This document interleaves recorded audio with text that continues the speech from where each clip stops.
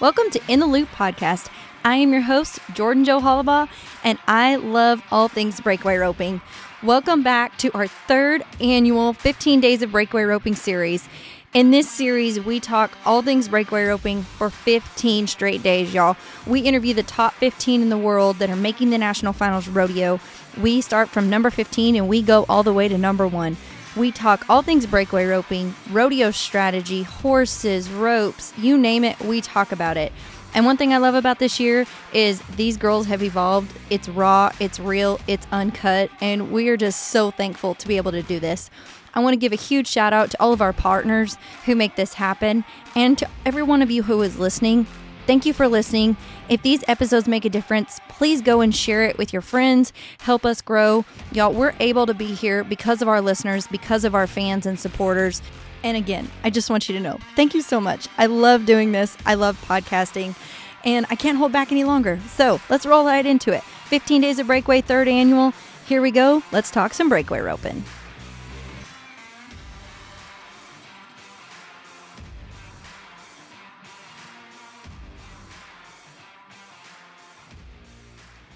Okay, guys, so today we are here with Martha Angelone, coming in with back number 3, your current 2022 Breakaway World Champion of the Year.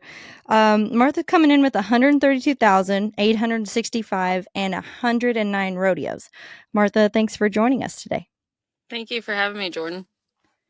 So I just can't say enough, current breakaway roping world champion. You've heard it all year long. That was probably one of the coolest moments that I will always cherish, watching you walk out there, just knowing all of the struggles that you've been through, where you came from, how you battled out and got to the top. You are in contention again this year for another world champion gold buckle. Talk about your year, 2023, going into it being the current world champion. Was it more pressure? Was it different? Was it the same? Talk about it a little bit. Well, honestly, it made my goals for this year a lot different. Like, my goals every year have always been to make the NFR. Well, even though I won reserve the first year, I wanted to keep trying to make the NFR because everything was new to us. We didn't know what the rodeos were, where they were going to be, how much they pay. So my goal was to always just make the NFR. Well, this year, I wanted to make the NFR, but I wanted to win the world again. Like, I wanted to repeat what I did the year before. So I think, in a way, I put more pressure on myself, but it was almost for the better because, honestly, I know last year, I'm pretty sure I won the world with 130,000, and I only had 109 going in to the finals, and this year I have 132 going into the finals. So honestly, I've already had a better year than I did last year, and I haven't even got to compete at the finals yet. Well, and that's just an awesome goal within itself. I mean, you're coming in $2,000 ahead of where you left Vegas last year, and Vegas loves you anyway. And so just how cool it is to see the money is advancing, the rodeos are getting bigger, and breakaway roping is getting more opportunities. One of the things I loved about the end of your year was you totally finished strong and capitalized on Sioux Falls. You brought home a potload of money there and set yourself up to be in contention for another gold buckle. So talk about that a little bit. That's a new rodeo for us to be involved in. They gave us equal added money there, but it was a big week for you. So talk about going up there and knowing what you had to do to give yourself a chance to, get another goal and check it off your list.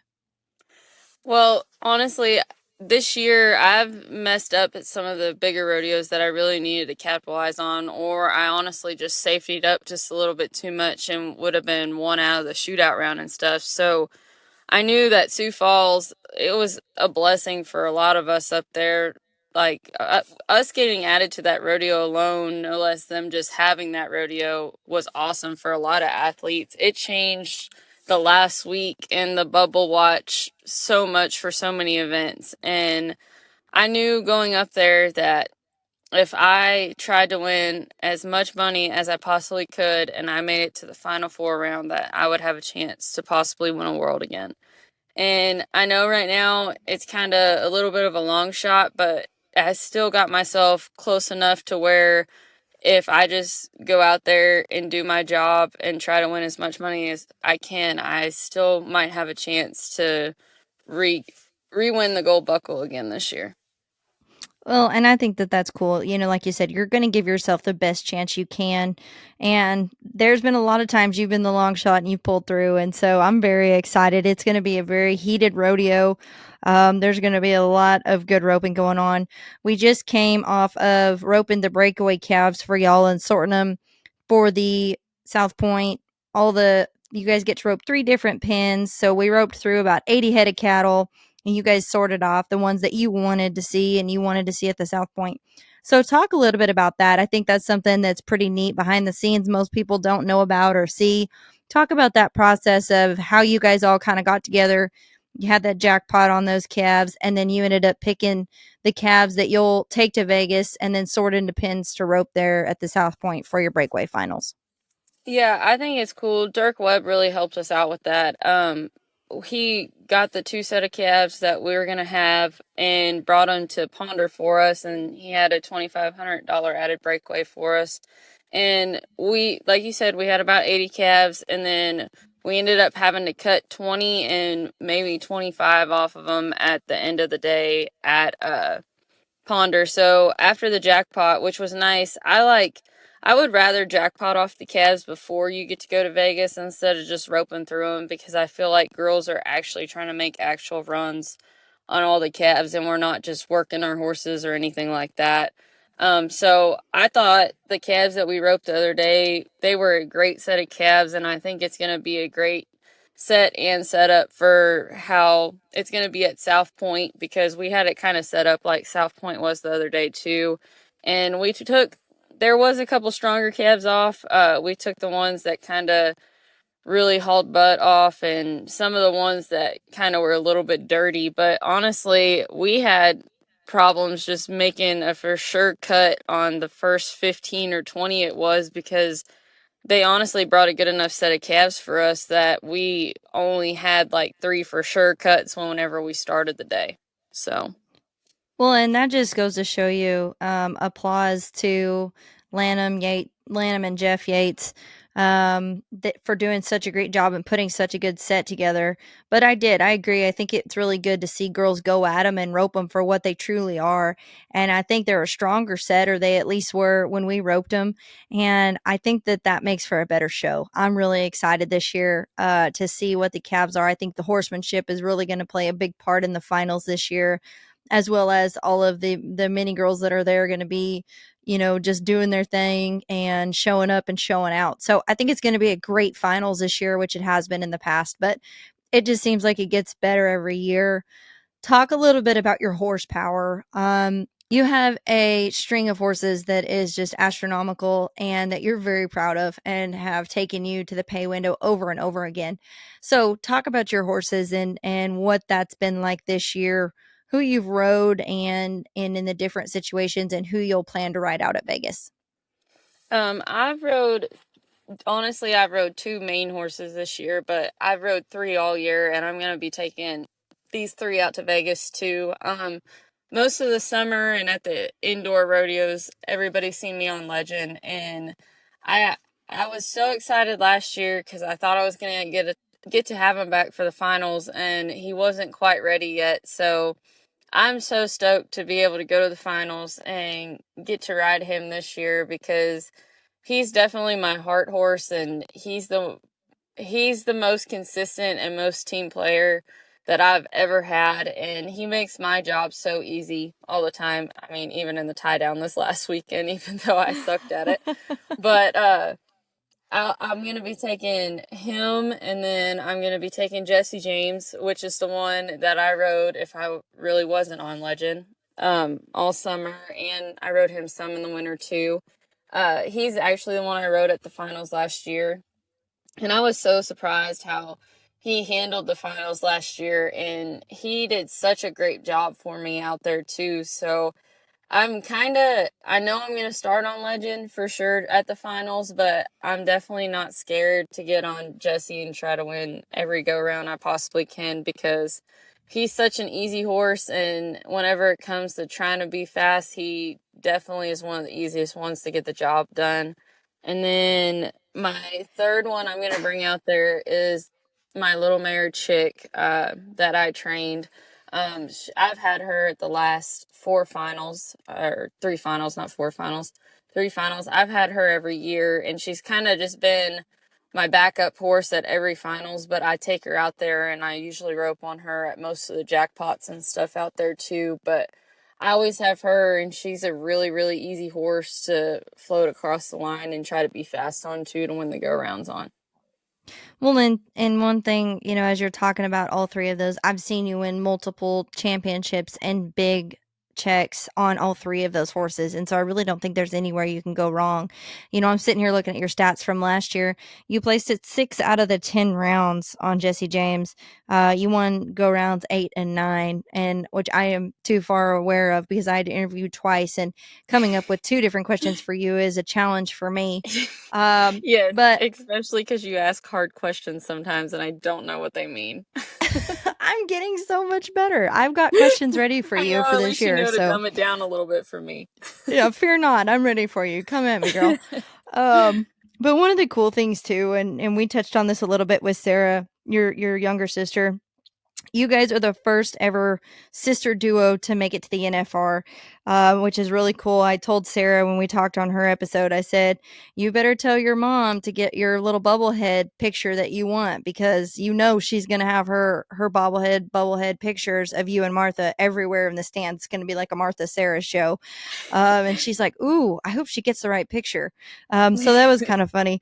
But your mom is a huge fan of both of you girls, and I think it's just so neat. It was really cool to watch you guys rope all summer long. It seemed like when one was winning, the other was winning, and vice versa. But you really kind of had to make Sarah go out there. We talked about how she wasn't too much. She's a homebody, and she wasn't really for it. And so we talked a little bit about that. But tell us your side of the story on getting to rodeo with your sister for most of the year and through the summer, and what that was like for you both to get this 2023 NFR back number. I Sarah started hopping in with us. Honestly, she went to all the winter rodeos with us. Even if it was Fort Worth, we still picked her up on the way over there. Um, she kind of got a taste of it at those and stuff, and she kicked butt at all the winter rodeos and everything. And she had a good bit won before we were about to leave for the summer and stuff. And I made her enter some of the rodeos around here, and she would enter a couple of them and not all of them. And I would be like, hey, I really think you need to go.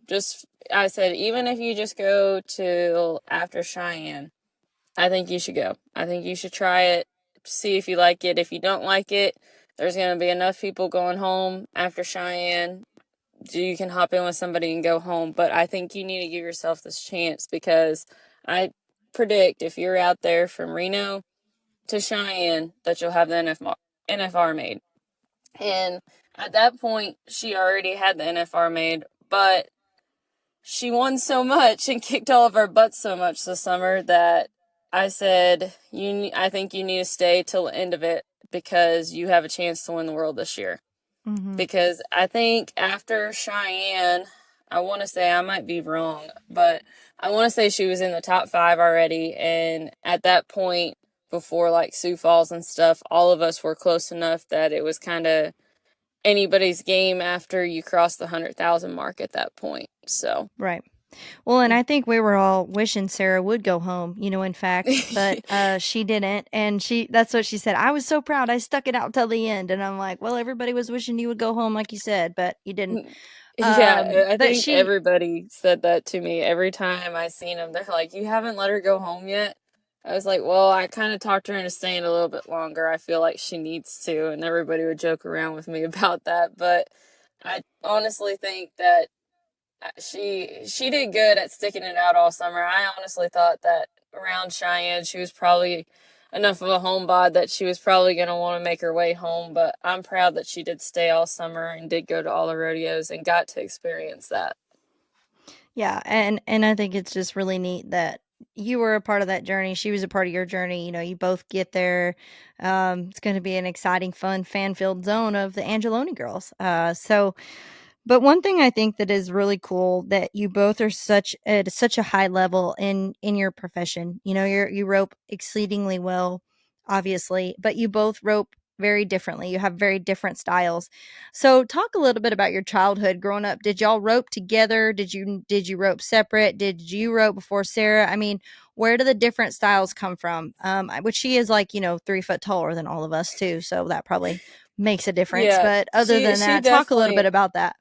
she definitely has a little bit more reaching ability right there because she's got about probably 3 foot on me for just her arm span right there. But whenever we were in high school, and well, I was in high school, Sarah was in junior high. We were like 4 years apart. Technically, we're only 3.5 years apart, but like my senior year of high school was her eighth grade year. So we never Mhm. actually got to like rope together like at the high school rodeos or anything like that. But one thing that always aggravated me when I was a kid was Sarah could not practice if she didn't want to. She didn't have to practice all week, and she would go to the rodeo and pick up a rope and get on her horse and win the rodeo every single time.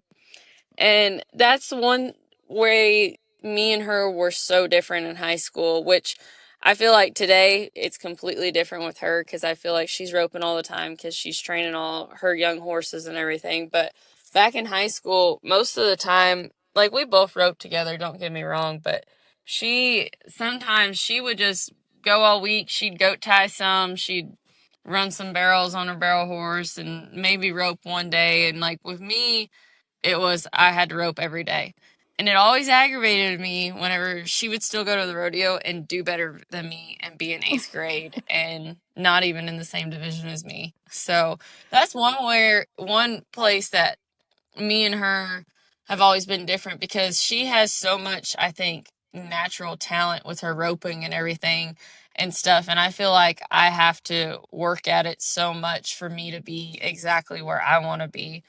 So in high school, like dad would have us both out there roping and stuff, and he never really made us have a set style. Like we both kind of had our own styles of roping, and honestly, I think we have more of our own styles now because of the horses we ride, and I feel like mine and her horses are really different as well. I feel like she trains all of her own horses right now, and she has what she does in patterns with all of them. And right now, my two best horses both came from Tanner, and Tanner's got a completely different style than my sister.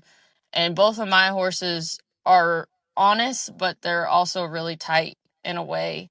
And it makes my style almost have to be different whenever I rope on those two horses, too. Right. Well, and I think it's just a younger sister thing because my sister was the same way. Like, I always felt like I was out there doing it. And, sometimes she would come out there and sometimes she was just fine with not coming out there. And then she would Yeah. show up and just kick butt. And I'm like, what? And, oh my gosh.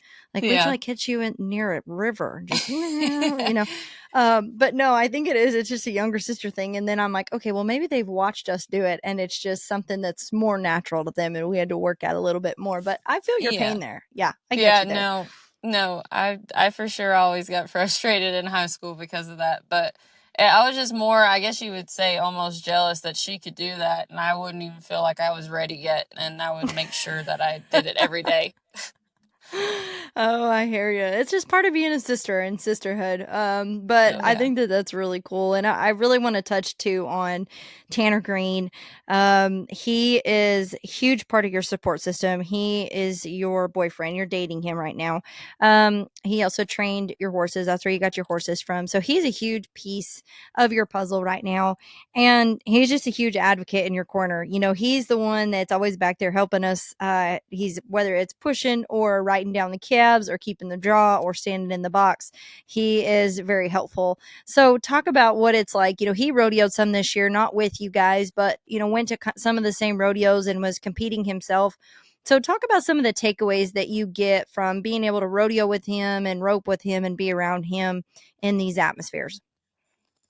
Honestly, it's like a blessing in disguise. A lot of the rodeos that he was with, like even at the winter rodeos, like we made sure we were in the same sets and stuff, and it made my job a lot easier whenever he was there. I always feel like, because like you said, like he's always there to help us. Like I don't have to worry about, okay, I might not have a pusher here, or I might not have somebody that can ride down the calves at this rodeo whenever I go warm up my horse, because I'm one of the first ones after the redraw. Like he's always made it to where it's one step easier for me whenever he's been there. And like sometimes we do butt heads in the practice pens whenever he's helping me, and he's actually helping me to help me, and I can't get that through my thick head sometimes, and I argue. But he's honestly helped me tremendously with my roping. And like you said, he trained the two horses that are my two best horses right now, and that's one thing where he actually helps me a lot, and I don't realize it till I actually feel it one time, because he knows those two like the back of his hand, especially Legend, since he's had him and rodeoed on him for the past 8 years. So whenever I say, well, I think I could do this better, and then he tells me how, and I'm like, there's no way. And then one day I actually listen to him and do it, and it works. And I'm like, I'm not going to admit that you're right, but you're right now. So Well, we don't want to give him too much credit on yeah, air, I but he is right I just don't want to sometimes. just flatter you right now, but you were right and I was wrong, and you definitely helped me, and he And we've helps me got all this the time. recorded, so in 20 years, when you need to hear it again, because I doubt you will after this, you can replay this episode. Yes, exactly. He might even make me just record that one spot so he can actually hear that he was right.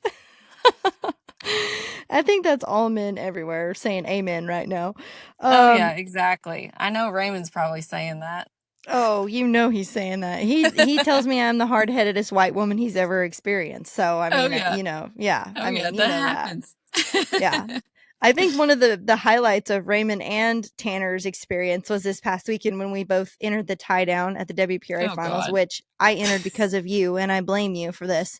But we did have a great time, honestly, and I loved it. You cracked Legend out. You're like, you know what? I'm not even waiting I'm cracking him out right now. You cracked him out in the tie down, knocked one down, literally, fairly Literally. severely. Yeah. And it was just so much fun. I don't. It looks terrible as we do it, but As it's they pretty say. fun. Yeah.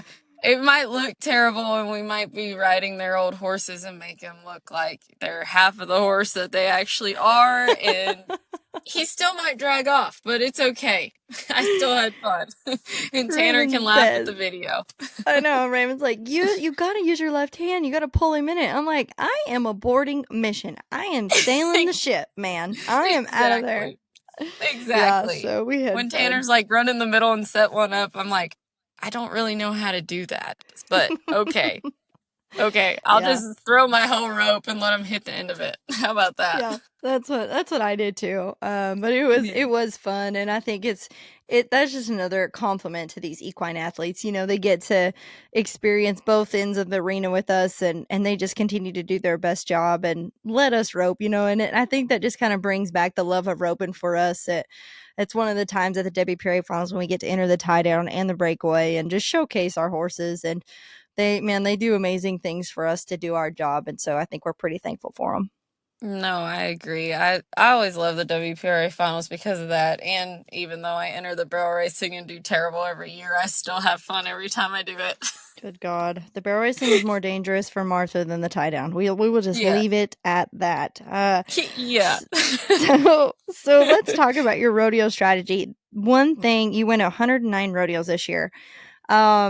This upcoming year we have a rodeo count, so it's 100. So after the last 3 years you've been rodeoing, 4 years I guess, what is going to look different for you? Was 109 pretty easy, pretty doable? Was that hard to get to? And then what's going to change for this upcoming year for you? Honestly, it was pretty easy to get to those. This summer, me and Sarah went pretty hard, but we didn't go, I feel like, as hard as I have before. One thing that's going to change for me is because we have a rodeo count this year. I used to always go to every Fort Worth and every Mesquite and everything that they had just for our circuit rodeos, because our circuit is so tough that I felt like you had to go to all of those to, even if you won $20 because you tied 6 ways for last place. I felt like our circuit's hard enough. You need to make sure that you went to every rodeo you can. So now I'm gonna focus, like, I might still go to some of those rodeos just for me and to get my sharpness and keep my sharpness and everything, but I'm not gonna official all of them. Like, I was thinking about maybe going to Fort Worth next weekend, but do it unofficially and maybe taking Holly over there or something and still going to the rodeos and roping against the girls, but not going to all of them because of that. And then there's some this summer, like after Cheyenne, I always duck off and go to like Rawlings and Riverton and stuff right there, just so I didn't have like 4 days off or 5 days off sitting up there doing nothing. This year I'm not gonna do that and everything, and just kind of take the smaller rodeos that I kind of went to, so I didn't have a couple days off. I'm gonna take those out and just worry about the better rodeos. And I think that there is going to be some interesting strategy that goes behind it. I know that, people that haven't done it or even have done it, 100 rodeos is a lot to go to, it sounds like. But then once you get to doing it, it's like you said, it's really not that hard. Once you're out there, you're out there. So you figure you might as well enter. So, and then another thing that kind of comes into play is at the end of the year, you've got to be careful and make sure that you've got Puyallup in there, that you've got Sioux Falls, because if you don't have a rodeo count, then they're not going to count. So I think it'll be interesting just to kind of see who shakes it up and does it a little bit different, or maybe they don't do it different at all. One thing that's really neat as we've went through all 15 of these girls is everybody does it different, and everybody's been to a different amount of rodeos. There's a select few that have been to quite a few, and then there's a few that had a great year and didn't go to as many. So I think it looks different for everybody, and it's just kind of cool to pick y'all's brains and see how you look at it and what your perspective is. No, I agree. And I feel like our circuit is one of the better circuits for our circuit rodeos and stuff. So that's going to be one of my focuses too, is because Colorado Springs is so important to get to. I think I'm going to try to make sure I save enough rodeos to make sure that I can count all the rodeos when I get back, like Stephenville and Amarillo and Abilene and everything, and like still be able to go to all the ones in May and stuff. I might take some of the rodeos out that we would go to in Montana and stuff like that, and worry about going to like our good circuit rodeos and stuff since it's so important.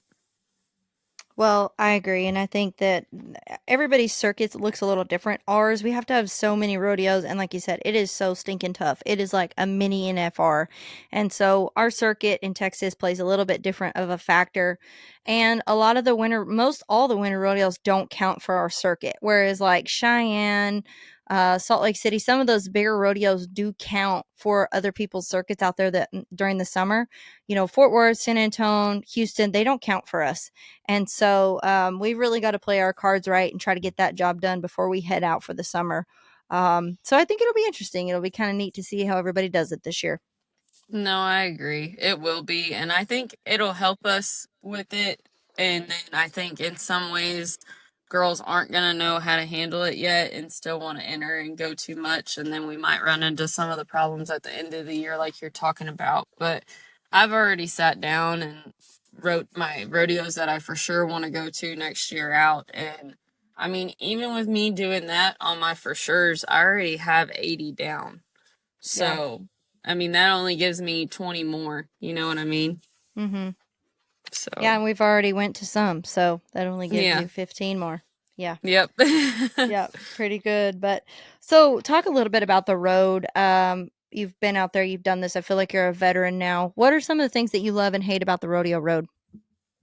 um, I love being able to go different places and go to all the rodeos and get to compete and get to rope for that much money everywhere and everything like that. But I hate the fact that I'm not home. Like, I was always the one, like, I'm probably one of the girls that while we are home, I'm gone the most. But because I go to every single Tuesday night jackpot, Monday night jackpot, Wednesday night jackpot, Sunday night jackpot. I'm at all of them.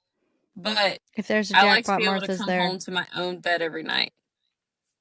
And Yeah. that's something that I find hard whenever we're gone is I like to be able to come home and turn my horses out and go to bed and get up in the morning and maybe run a few on some other horses and then go to the next jackpot the next night. That's something that I enjoy and something that I miss whenever I'm gone rodeoing.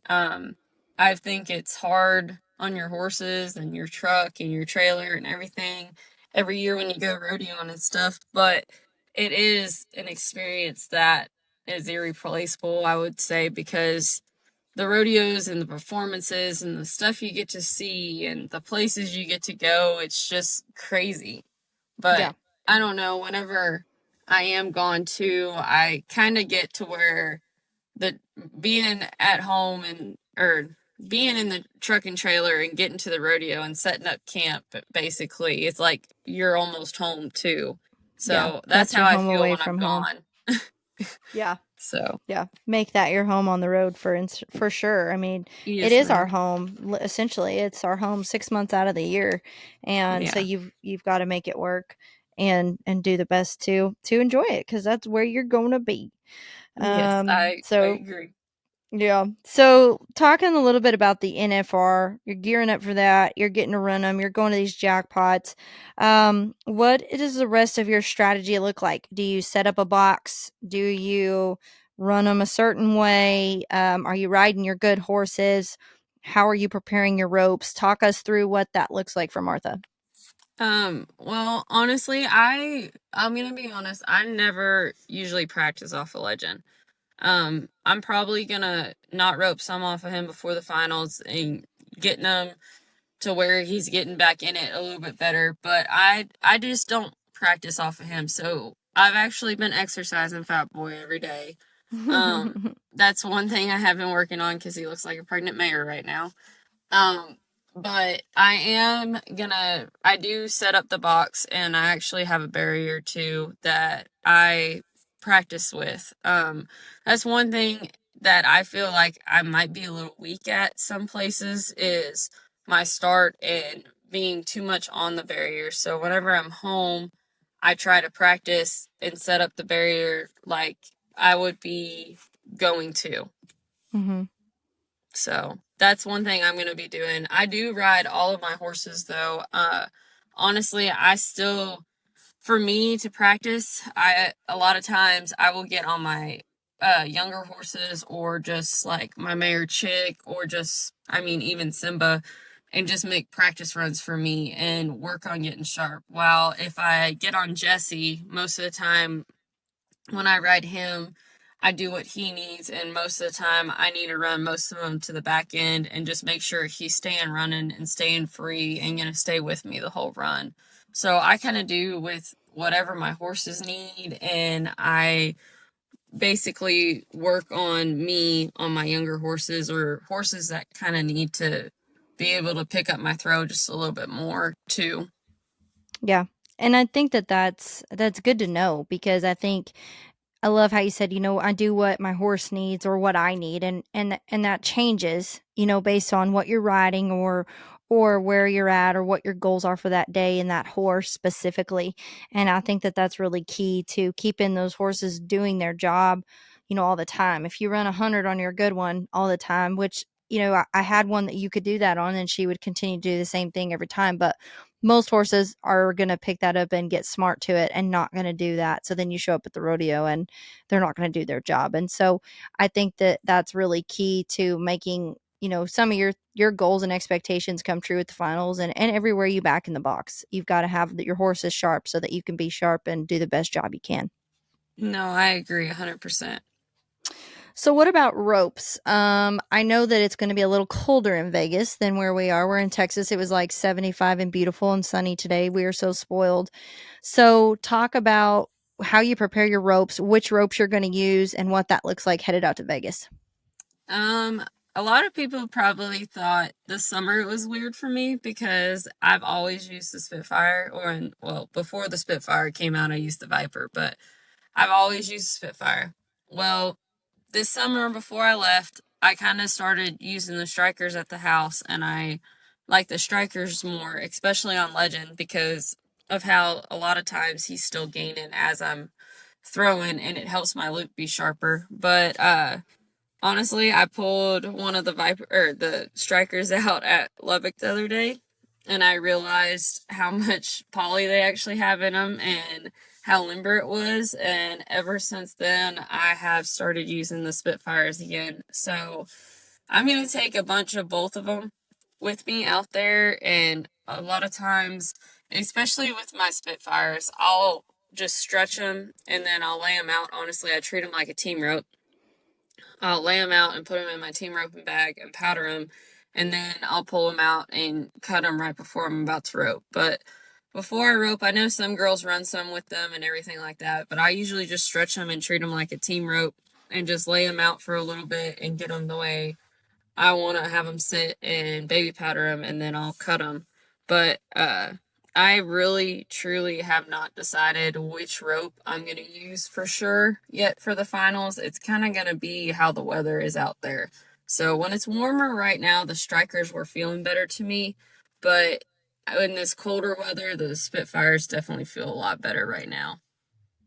And I think that that's something that everybody we've watched this summer and into the winter, into the summer, back into the fall has played with just a little bit. And I think it's been exciting to see the rope changes and the things that are coming with everybody. But the seasons change, and then you so do the ropes, and so you've got to be prepared if you're going to stay with whatever you're using, and be prepared for all the weather elements. And I think that's something that as we've done this for the last 4 years, we've all learned to adapt to any situation. When you show up, if it's 20 degrees that day or 100, you've got a rope that you can use for that. And I think that makes a big difference.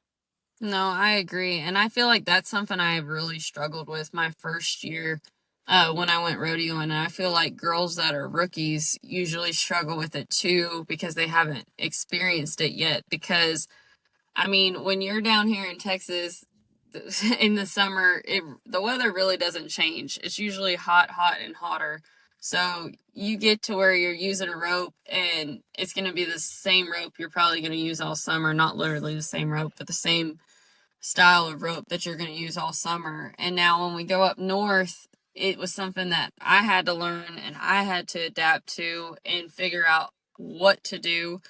Like one day when you're roping, it's 70 degrees somewhere, and then you might go to a rodeo in Montana that it's 40 degrees and you have your heated vest on the next morning. I know it.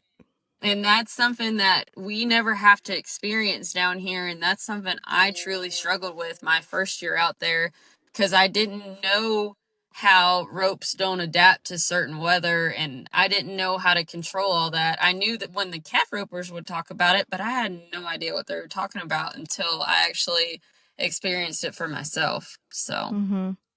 Well, and I think that that's one thing Raymond, the other day, even at Lubbock, he's like, put it under the hood. And I'm like, it'll catch on fire. I'm not doing that. And yeah, he's like, put it under the hood, And I'm like, no, I'm going to use my Regulator Pro. So I got it out and plugged it in, and whoop-pow, I was safe. yeah, yeah. But I think that it's huge in knowing that and learning that. And like you said, we all learned that lesson the hard way, I think. And yeah, if anybody has any questions about that, ask Martha, because she's learned a lot about it. Yes, I have. I definitely have. I had to ask Peyton 2 years ago, how am I supposed to do this? And why does this rope feel like this? And I bet you he was probably laughing at me, but I really didn't know yet. Well, and I So, think that that's the best thing, you still have to ask questions. Everybody has to be curious. We have to have a learning mentality. And I think that's yes. what sets you apart and keeps you, continuing to be right up there at the number one spot all the time. So it makes a big difference. Yes, ma'am, I agree. Okay, y'all. So it turns out winter is here. It's that time of year again. And yet we are still breakaway roping. So what do you do to try to keep your ropes feeling as consistent as you possibly can? You put the Regulator Pro in your rope bag or your rope can. What is it? It is a heated pad that you can stick in your rope bag. You can stick it in your rope can. You plug it in to a cigarette lighter, to a wall plug, and your ropes feel amazing in the wintertime. I love it. I have one in all of my rope bags, in all of my rope cans. I take it with me everywhere, and it keeps your ropes feeling as consistent as possible. So if you want to get one today, check out the website, regulatorpro.com, and you can use my code JordanJoe to save 10%. It is one of the best $100 investments that you will ever make to get ready to be successful and set yourself up the next time you back in the box. Now, speaking of that, let's get back to some breakaway rope and talk. Okay, let's circle around and talk a little bit about this Pro Fantasy Rodeo. You're a veteran, obviously, 4 years NFR qualifier. I'm so old. I know you're old. Right now. Gosh, I should. I mean, how many wrinkles do you have? Ooh. I haven't looked lately. That's the best way to do it. So we've talked about this every year and the games and all those things. What do you think is the best takeaway about Pro Fantasy Breakaway games that you've experienced over the past few years? Honestly, the first year that they did it, and I think it was, I want to say it was the year that it was in Texas. Yep. One of my mom's best friends actually won the breakaway pro fantasy deal, and they thought that it was the coolest thing ever. So like I know it's something that not everybody knows about and stuff, but I think it's such a cool deal that they include us into that and they have a fun game to play while we're having a finals, just like they would with the regular NFR too. And I think it's cool where you get to pick 5 of your girls that you can put together with the money that you have to spend on that and have a team of your own to gamble a little bit, I guess you could say, on the side in Vegas. Well, and to root for too, I think that makes it even more special because all of the hard work that you guys have put into it and all the things, you have so many people that are cheering you on, that are standing beside you. And then this just brings the fan into the game to where they can feel like they're actually a part of it. They're a part of you. When you win, they win, right? When you lose, they lose. And so I'm excited to see where it goes. And just like you said, they were right there with us when we were in Arlington.